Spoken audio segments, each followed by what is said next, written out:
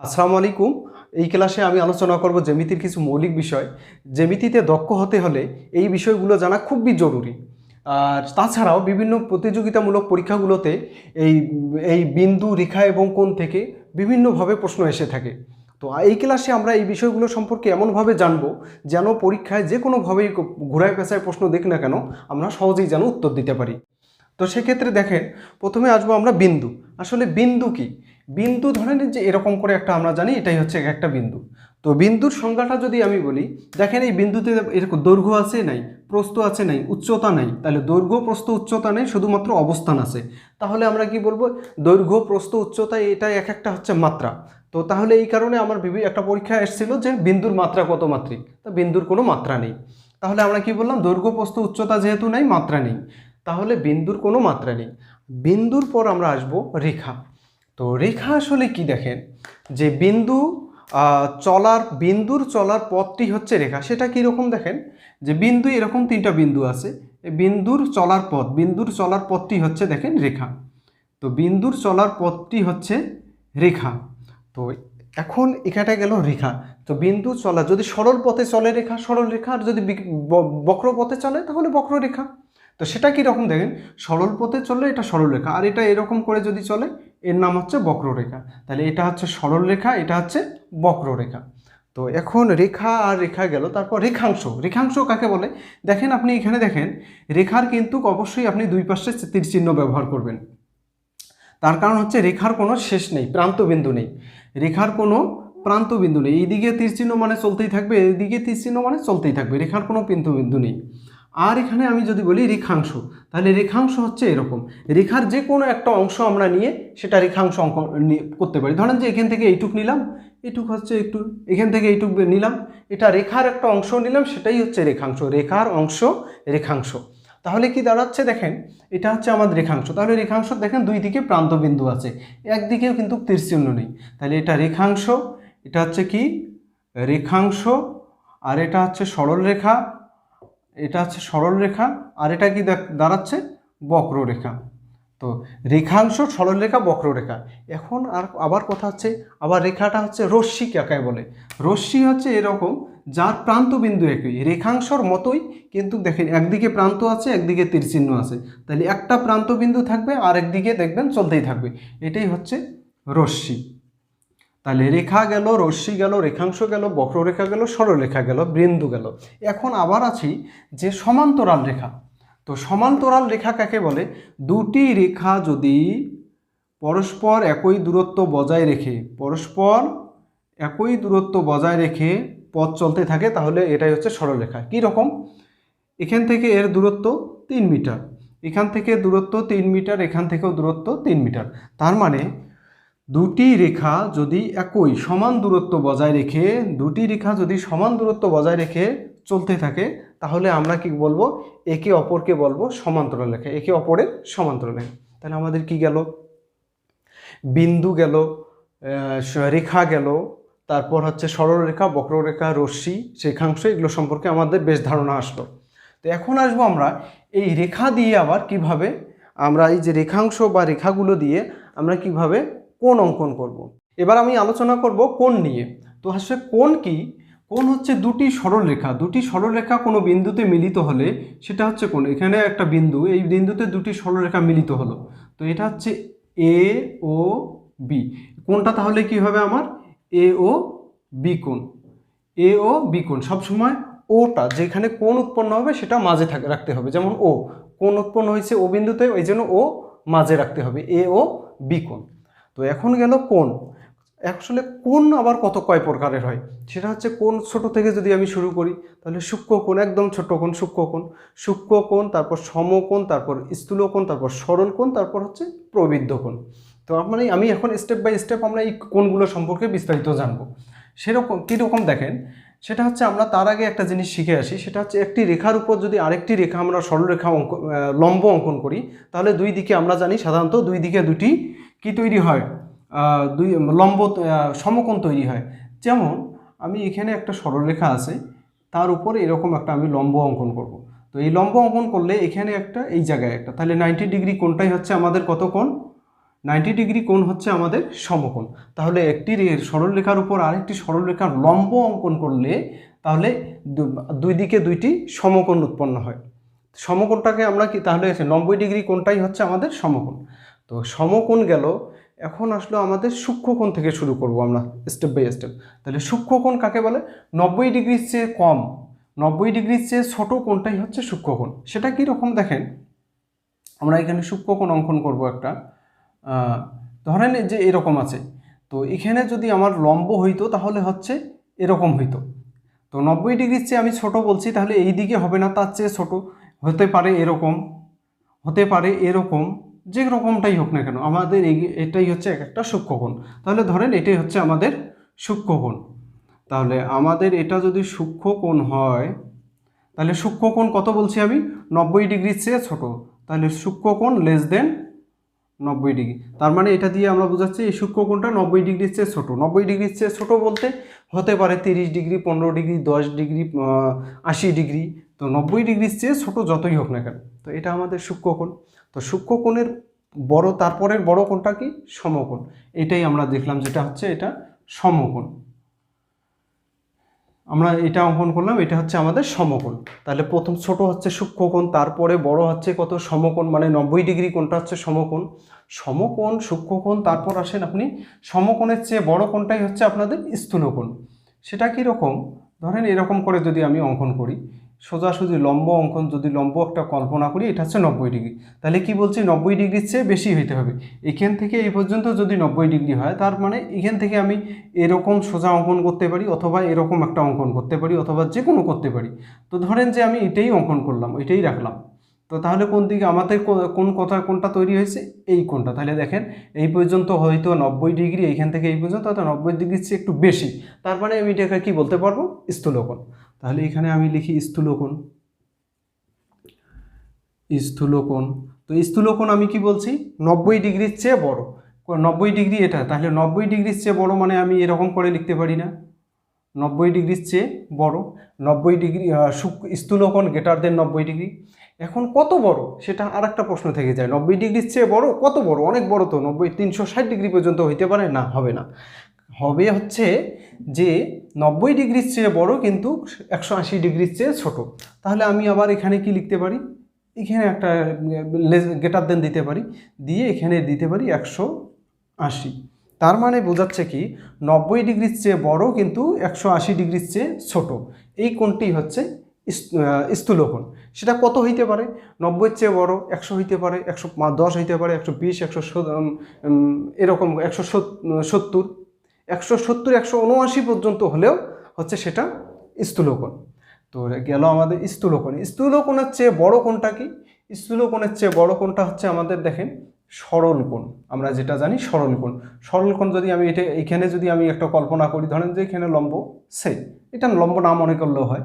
তো এইখানে যে কোণটা উৎপন্ন করবে সরলকোণ, মানে হচ্ছে একটা সরল রেখার উপর যে কোণ উৎপন্ন হয় সেটাই হচ্ছে সরলকোণ। একটা সরল রেখার উপর যে মোট কোণটা উৎপন্ন হয় সেটা কীরকম দেখেন, যে এটা হচ্ছে একটা সরল রেখা, সরল রেখার পুরো একটা সাইড হচ্ছে কত? সরলকোণ। তাহলে সরলকোণ কত হয় আমরা সাধারণত জানি? সরলকোণ হয় কত? 180 ডিগ্রি। এটা কিভাবে আমরা আবার অন্যভাবে এটা মনে রাখতে পারি কীরকম? আমরা জানি একটা বৃত্ত কত ডিগ্রি? 360 ডিগ্রি। 360 ডিগ্রির অর্ধেক কত? 180। কারণ এখানে যদি একটা অর্ধবৃত্ত হয়, এই জায়গাও যদি একটা দেই, তার মানে একটা বৃত্ত হয়ে যায়। তো পুরোটা যদি একটা বৃত্ত যদি 360 ডিগ্রি হয়, সেখান থেকে অর্ধেক বাদ দেবো আমরা। বাদ দিলে এখানে কিন্তু সরলকোণ, তার মানে 180 ডিগ্রি সহজেই মনে রাখা গেল। তাহলে এটা আমরা কি পাইলাম? সরলকোণ। তাহলে সরলকোণ কত ডিগ্রি আমরা জানি? 180 ডিগ্রি। এটা আর কারোর সাথে কোনো বড় ছোট নেই। যেমন স্থূলকোণ বা সমকোণ ছোট বড় আছে, 90-এর চেয়ে ছোট, কত ছোট জানি না, কিন্তু এটা এক্সাক্ট, এটা একদম ঠিক করে দেয়া 180 ডিগ্রি।